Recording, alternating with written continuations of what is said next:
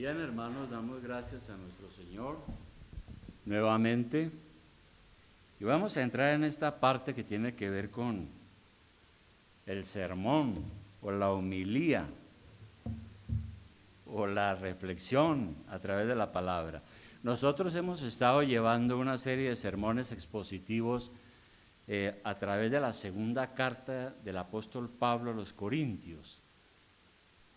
Vimos la primera carta el año pasado e iniciamos nuevamente ahora con la segunda para tener la secuencia de este mensaje de la palabra de Dios que el apóstol Pablo entregó por la guía del Espíritu Santo hace casi 2000 años, pero que es palabra de Dios y permanece para siempre. Bien, entonces vamos a tener nuestra Biblia lista en 2 Corintios capítulo 6, versículo 14. Y nosotros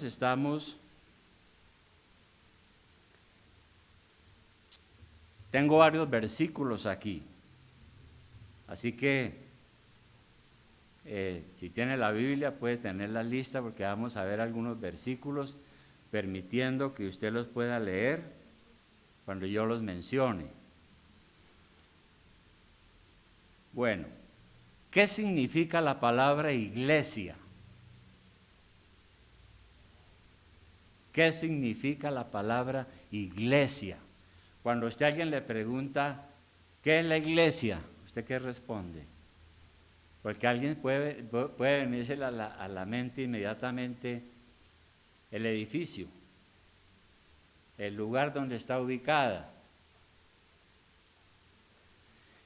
Vamos a mirar que primero eso, ¿qué es la iglesia? Esta palabra tiene un origen griego, del idioma griego antiguo, que es eclesía. Y para los griegos, si nos ubicamos hace 2000 años, ¿qué significa eclesía? Significaba llamados para afuera, llamados de sus hogares para reunirse en asamblea. Entonces los griegos decían algo así como vamos a eclesía. Y toda la gente entendía que era salir de los hogares para reunirse en una asamblea con el fin de discutir y tratar problemas políticos de la ciudad. Pero esa palabra eclesía también fue tomada por los cristianos. Desde luego ellos le dieron un significado diferente, porque para los cristianos la eclesía son los llamados afuera por Dios para reunirse en una asamblea llamada por Dios. Son los llamados por Dios para reunirse como miembros de la iglesia de Dios en asamblea o en iglesia o en eclesía, como se quiera llamar. Entonces Dios nos llama aparte para ser su pueblo. Ese es el significado de iglesia. Dios nos ha llamado para salir a reunirnos con Dios en asamblea eclesiástica. Somos el pueblo de Dios y como somos el pueblo de Dios somos primero que todo un pueblo de fe. En el versículo 14, ahora sí lo vamos a leer, de 2 Corintios 6, 14, dice, no os unáis en yugo desigual con los incrédulos. La primera cosa, ¿no? Y el apóstol entonces habla aquí del yugo. Pone, por ejemplo, el yugo. No os unáis en yugo desigual. ¿Qué es un yugo? ¿Qué es un yugo? Un yugo es un instrumento de madera que se coloca en los cuellos o la cabeza de los bueyes.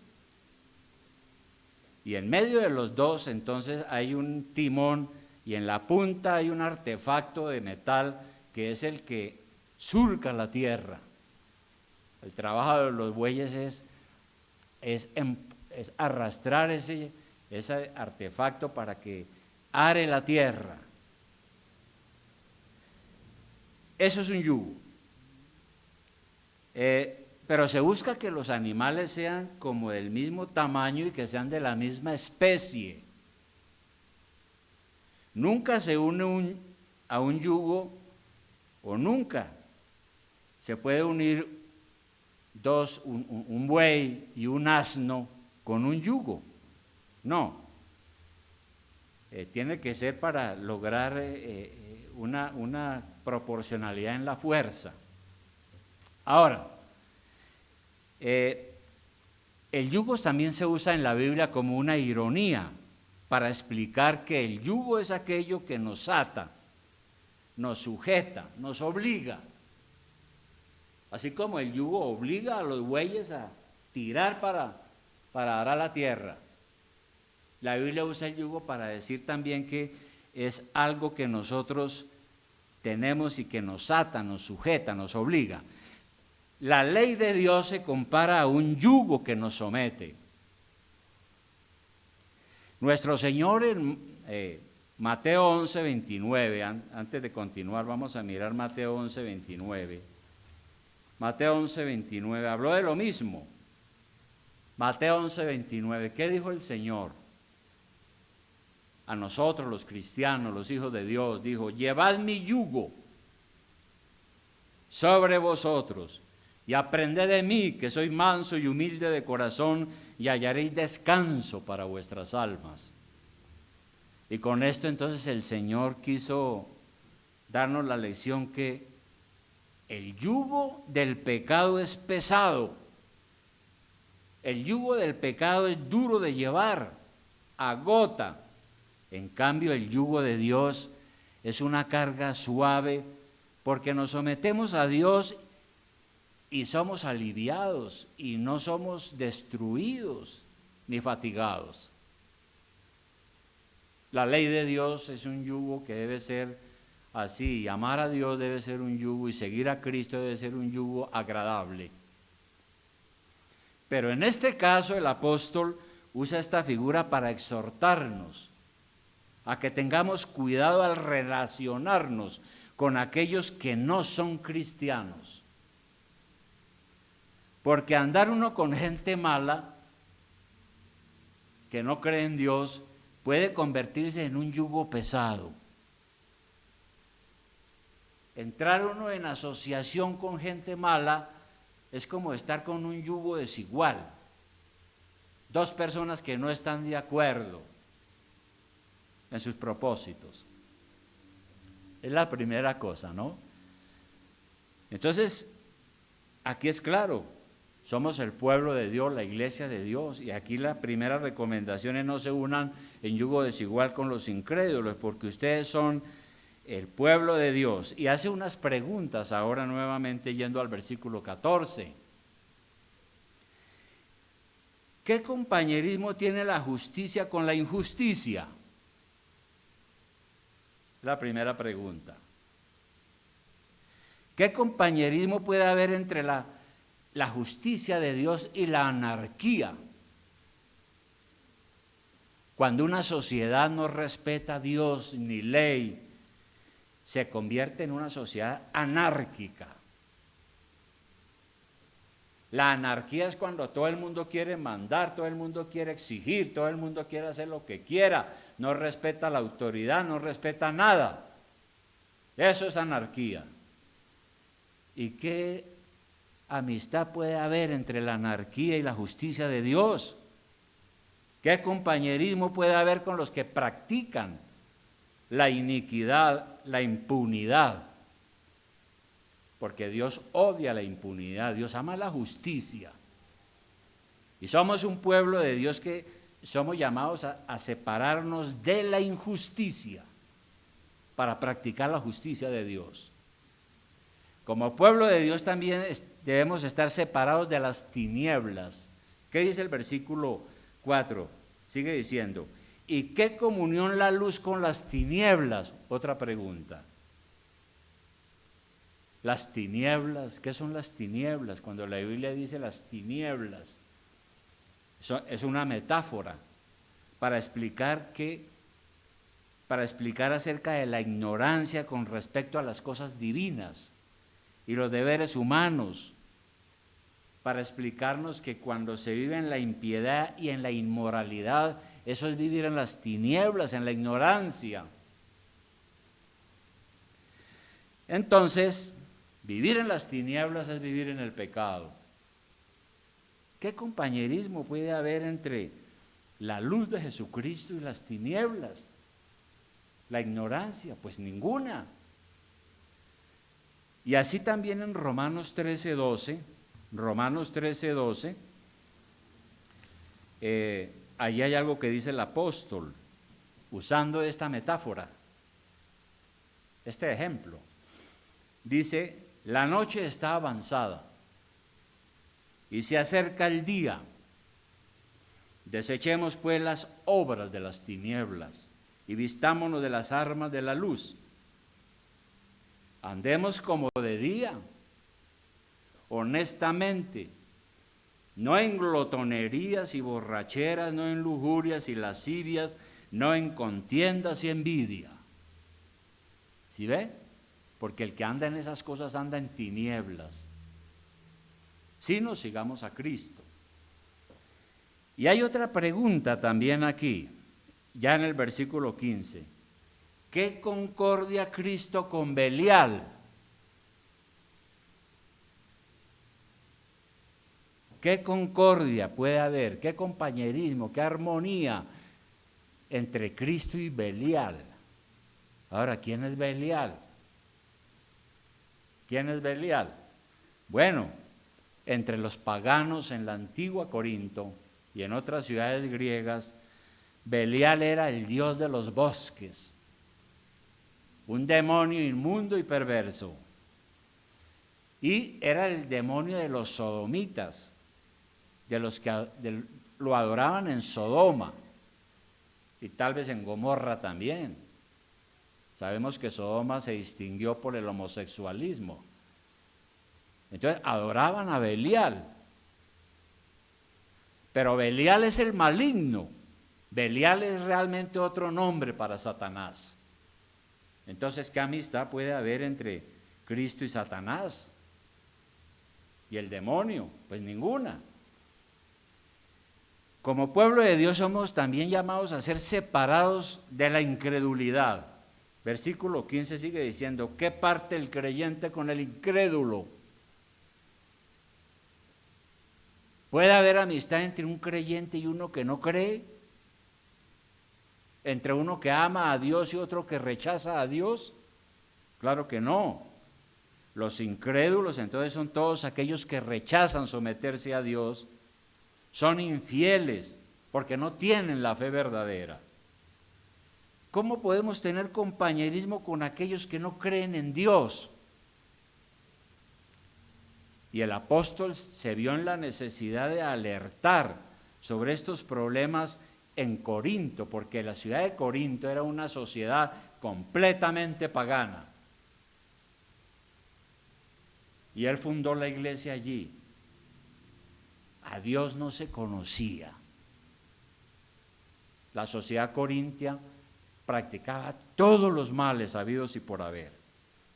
Como pueblo de Dios somos llamados también a ser separados de la idolatría. Versículo 16, ¿qué dice ahora? Otra pregunta. ¿Qué acuerdo hay entre el templo de Dios y los ídolos?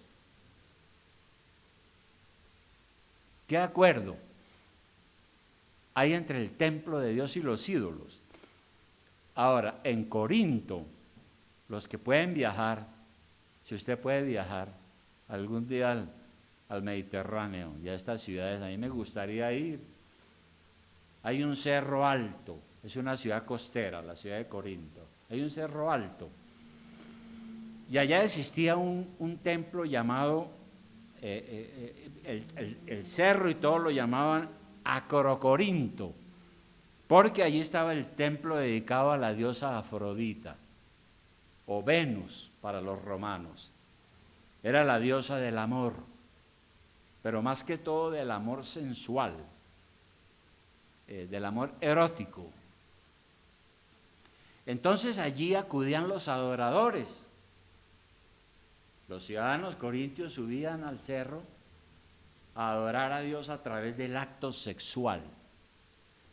Y practicaban entonces lo que llaman la prostitución sagrada, porque allí habían mujeres que eran sacerdotisas y tenían relaciones con ellos como un acto de adoración a su diosa. Y creo que también habían hombres homosexuales, sacerdotes, que se prestaban para estos ritos, porque a veces hay una relación entre la idolatría y la inmoralidad sexual. En conclusión, era una ciudad totalmente inmoral e idólatra.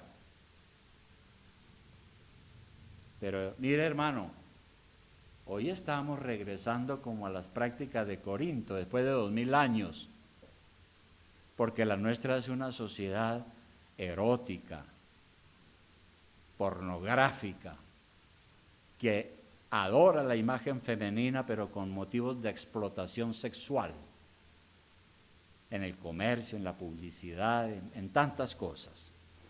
Dios nos llama a ser un pueblo para Él, entonces, separado de la injusticia, separado de las tinieblas, separado de Satanás, separado de la incredulidad, separado de la idolatría. En segundo lugar, somos un pueblo para Dios, pero somos un pueblo fiel.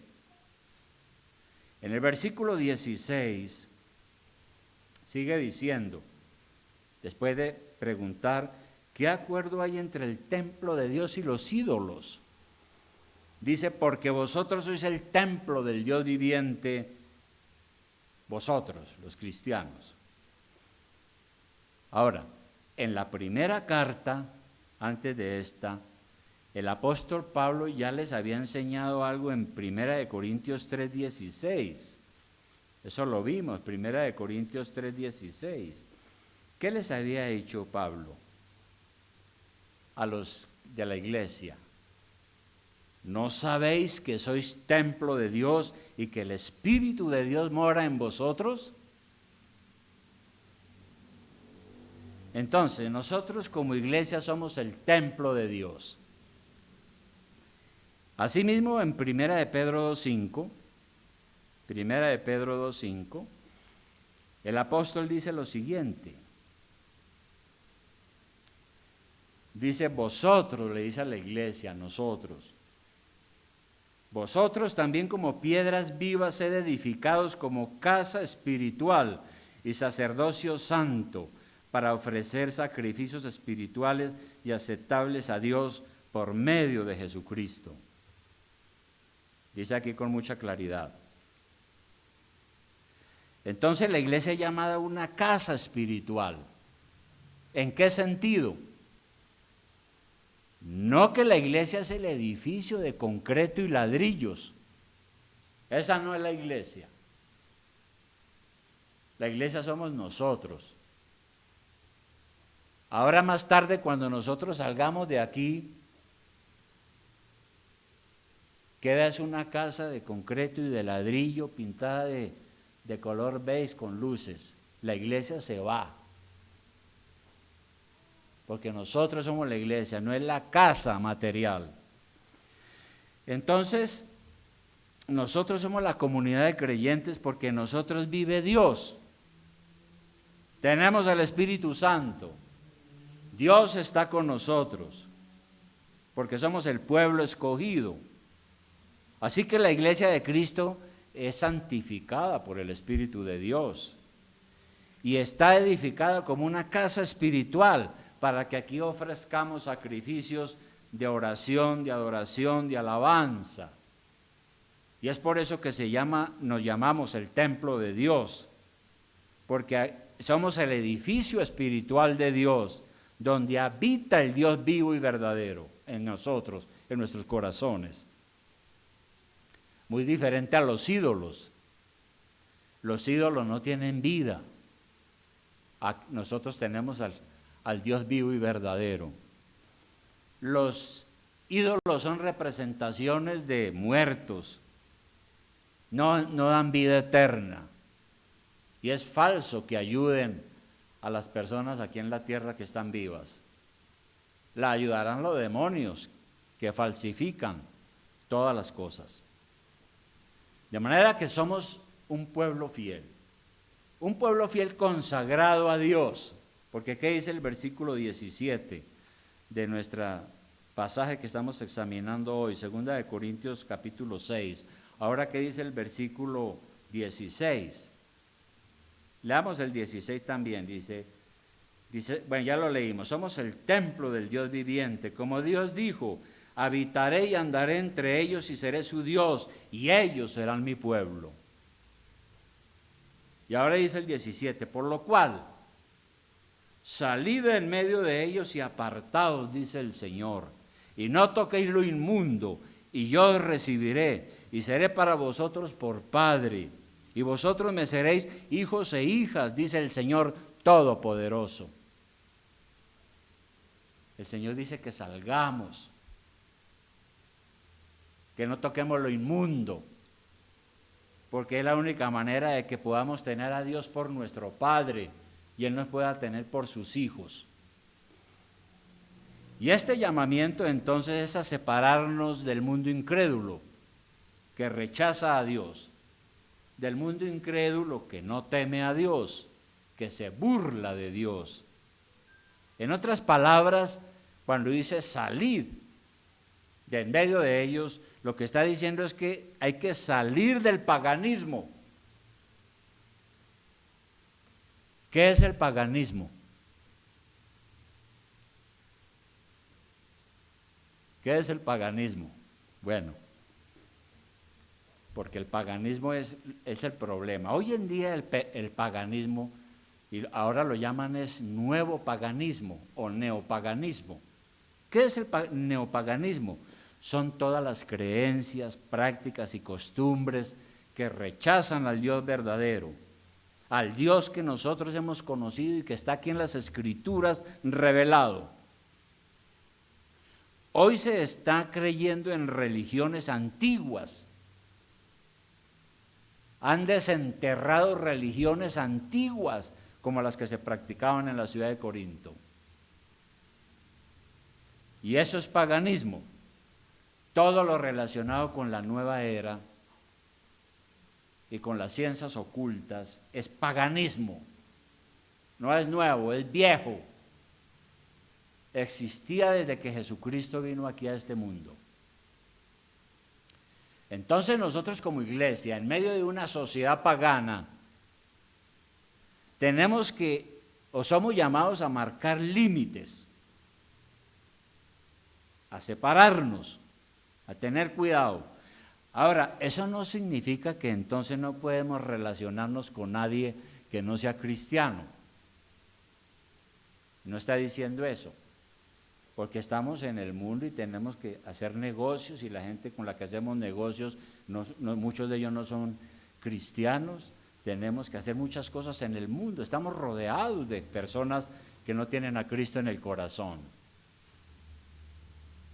Pero ¿qué fue lo que dijo el Señor en Juan 17:14? Juan 17:14. En Juan 17:14 el Señor en su oración sacerdotal dijo lo siguiente antes de ir a la cruz.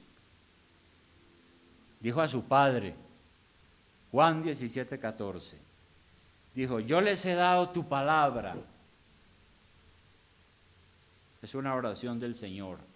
Yo les he dado tu palabra y el mundo los aborreció porque no son del mundo. Nosotros no somos del mundo, como tampoco yo soy del mundo, dijo Jesús. Está hablando del mundo malo, de las malas costumbres, de la cultura organizada sin Dios. Y dice el Señor, no ruego que los quites del mundo, sino que los guardes del mal. No son del mundo, como tampoco yo soy del mundo, dijo el Señor. Él lo aclaró. Entonces, Dios no nos pide que salgamos absolutamente del mundo, como hicieron los monjes en la antigüedad, ¿no? que para poder agradar a Dios entonces se aislaban del mundo y se metían en una cueva libres de toda contaminación. No, eso no es lo que está enseñando aquí la palabra. Estamos en el mundo, pero no somos del mundo. Tenemos que marcar unos límites, ¿no? ¿Y por qué? Porque nosotros pertenecemos al reino de Dios. Por eso dice aquí, salgan de allá y no toquen lo inmundo. Es decir, significa no tener nada que ver con el paganismo. Porque tenemos otra manera de pensar. Hemos conocido al Dios verdadero. Él ha cambiado nuestra vida, sacándonos de un mundo vano y equivocado. Y el mundo está contaminado por el pecado. El pecado lo ha corrompido todo. Por eso tenemos que tener cuidado y marcar unos límites, porque somos un pueblo para Dios. Somos la iglesia del Señor. Tenemos el Espíritu Santo. Somos la casa de Dios. Y Dios dijo entonces que si hacemos eso, entonces Él será nuestro Padre y nosotros sus hijos. Porque el que vive en el pecado y vive en la anarquía espiritual, pues no es un hijo de Dios. Y un tercer y último punto, hermanos, para esto de la iglesia es que la iglesia es también un pueblo santo. Capítulo 7, vamos a ver el solo versículo que está ahí, dice: así que, amados, puesto que tenemos tales promesas. ¿Cuáles promesas? Pues todas las que él ha venido explicando anteriormente y que usted puede leer en la casa. Puesto que tenemos tales promesas, limpiémonos de toda contaminación de carne y de espíritu, perfeccionando la santidad en el temor de Dios. Limpiémonos, dice aquí. Ahora, nosotros hemos aprendido que uno conoce a Cristo y uno se da cuenta de su pecado y uno ora a Dios y uno le dice a Dios: Señor, yo he andado muy mal, perdóname ahora que he entendido, yo quiero recibirte como mi Salvador. Y si Dios nos escucha, comenzamos una vida nueva. El Espíritu Santo viene a nuestro corazón y se inicia una cosa que se llama la santificación, que es un proceso en el cual día tras día vamos mejorando y cambiando y arrepintiéndonos hasta que llegue la muerte y Dios nos llame al cielo. Entonces hemos aprendido que la santificación es una obra del Espíritu Santo y que Él nos va purificando cada día, pero cada uno tenemos la responsabilidad de hacer todo lo posible para no caer en tentación. Si yo salgo de aquí y el Satanás me pone una tentación, tengo que evitar y marcar el límite, porque si me dejo llevar de la tentación, pues entonces termino mal. Dios nos asiste y nos ayuda, pero la responsabilidad de apartarse de lo malo es suya. Como pueblo de Dios, entonces dice aquí que debemos limpiarnos de toda contaminación de la carne. ¿Y a qué se refiere el apóstol? La carne. Cuando la Biblia habla de la carne, se refiere a veces al cuerpo humano, pero otras veces se refiere a nuestra naturaleza humana pecaminosa. Nosotros, cuando vivimos en el pecado, la Biblia dice que somos unos carnales, porque practicamos el pecado y las cosas malas. Si hacemos lo bueno, entonces la Biblia dice que somos espirituales, porque el Espíritu Santo está con nosotros. Aunque todo pecado tiene un origen espiritual, hay pecados que tienen que ver directamente con el cuerpo, o sea, con la carne. Por ejemplo, los pecados de la embriaguez. la fornicación, el adulterio y muchos más, ¿no? Y todos los pecados que se cometen contra el cuerpo. En Romanos 8:5, vamos a mirar Romanos 8:5, Romanos 8:5, ¿qué dice allí? Este pasaje es importante que usted lo tenga en cuenta. Romanos 8:5 dice, porque los que son de la carne, ¿quiénes son los que son de la carne? Los que no son cristianos. Porque los que son de la carne piensan en las cosas de la carne, pero los que son del Espíritu, en las cosas del Espíritu.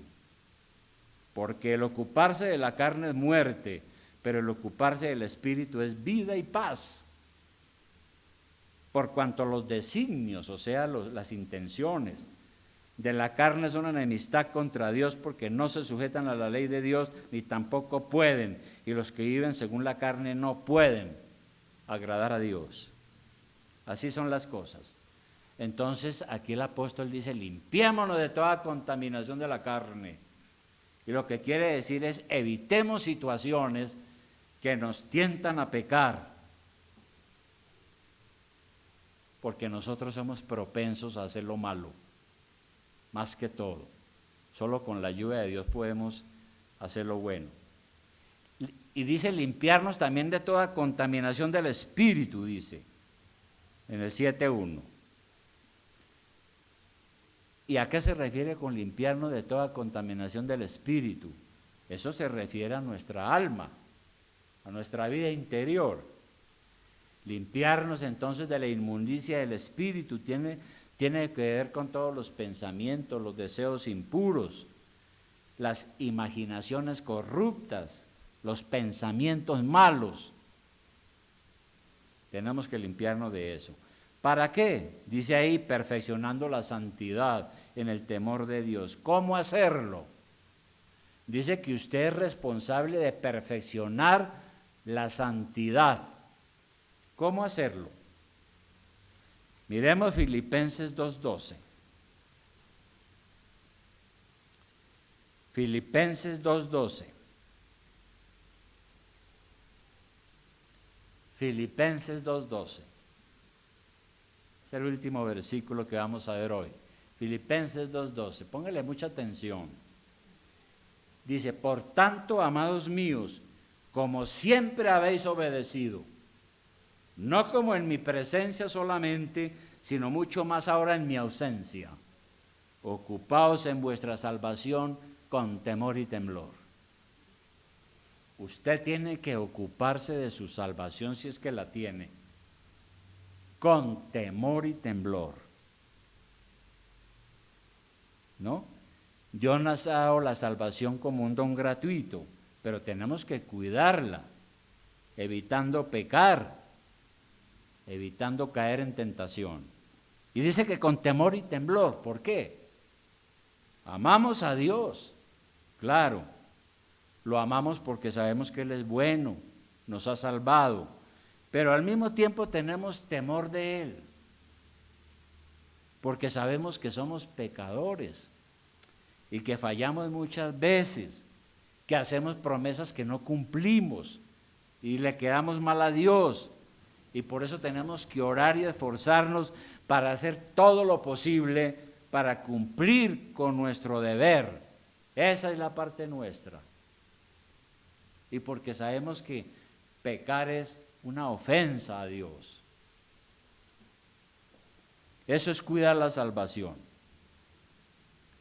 Bien, hermanos, conclusión. Al principio la palabra aquí nos pregunta, ¿qué amistad podemos tener con los incrédulos? ¿Qué amistad? Ninguna. Ahora, tenemos que relacionarnos con la gente, pero con cuidado. Porque no son cristianos. Usted no puede esperar que los que no son hijos de Dios sean honrados, digan la verdad. No, no es cierto. Para eso tienen que recibir a Cristo como su Salvador. Con cuidado. Cuando Pablo pidió a la iglesia de Corinto que aplicara la disciplina contra un fornicario que había ahí en la iglesia, eso ya lo vimos, pero en 1 Corintios 5:9 había uno ahí en la iglesia que estaba teniendo relaciones sexuales con su madrastra. Pues, eso era normal en esa época. La homosexualidad era normal en aquella época. Entonces Pablo tuvo que decirle a la iglesia que sacara a ese señor de ahí. Y luego aquí le da otro consejo a la iglesia en el versículo 9 de 1 Corintios 5. Le dice, os he escrito por carta que no os juntéis con los fornicarios.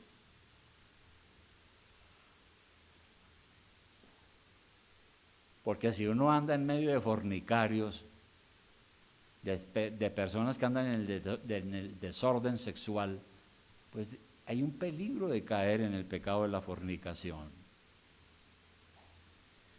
Y el 10 dice, no absolutamente con los fornicarios de este mundo, o sea, no les estoy diciendo que totalmente, o con los avaros, o con los ladrones, o con los idólatras, pues en tal caso sería necesario salir del mundo. Y no podemos salir del mundo. Uno sale de este mundo es cuando se muere, o cuando se convierte a Cristo.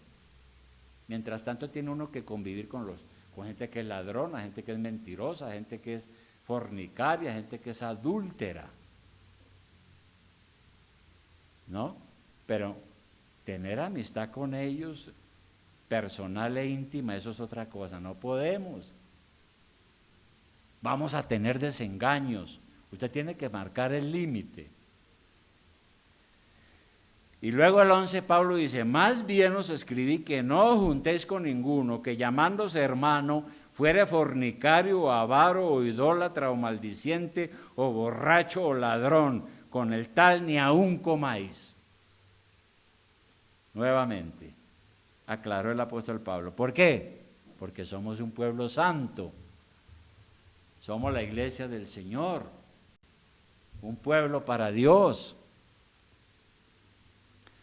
Así que cada día tenemos que recordarnos a nosotros mismos que no somos lo mismo que el mundo.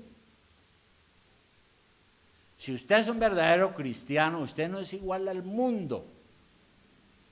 Por lo tanto, no puede compararse con el mundo, ni puede tener mucha amistad con las personas. Podemos tratarlas, podemos conocerlas, pero tal vez para llevarlas a Cristo, o si hay negocios con ellos, ser muy cuidadosos, porque ellos no son cristianos. No podemos pedirle santidad a los que no son cristianos. Somos el pueblo de la fe en Cristo. Nada tenemos que ver con el paganismo. Y algo que se nos olvida con frecuencia es que Dios nos ha llamado a ser santos, es decir, apartados para Él. Somos un pueblo llamado para Dios. No podemos vivir de una manera descuidada. Nuestro deber es limpiarnos de toda contaminación que hay en este mundo. Así las cosas, entonces, tenemos que preguntarnos, ¿hemos salido realmente del mundo? Esta mañana estaba orando y resulta que ayer estaba cansado. Me puse a ver, mirar en la televisión a ver qué hay. Y busque. Y hay una película ahí. Pero como dicen algunos, de plomonía. Entonces, después la vi, pero esta mañana orando dije yo, ¿por qué eso no es redimir el tiempo? ¿Qué hace uno viendo esas películas? ¿Qué le aportan a usted? No hay sino sexo, muertes, mentiras, traiciones. Es solo un ejemplo, ¿no? Por eso pregunto, ¿hemos salido realmente del mundo? ¿Usted ha dejado las malas costumbres y las creencias falsas? Porque no podemos hacer pacto con Dios y pacto con el diablo. Usted no puede decir que es cristiano y al mismo tiempo andar dominado por la carne, es decir, por sus deseos pecaminosos, cometiendo adulterio, viviendo en desorden sexual, creyendo en ídolos, en una persona que vive en pleitos, celos, iras, contiendas, envidias, homicidios, borracheras. No, no podemos. No somos del mundo. Ese es el camino del infierno. No, nosotros somos la luz. Vivimos para Dios. Vivimos para Dios. ¿Nosotros somos conscientes de eso? Tenemos que hacerlo. Y si no estamos bien, tenemos que pedirle perdón a Dios y enderezar, rectificar, porque somos un pueblo para Dios. Vamos a orar, hermanos.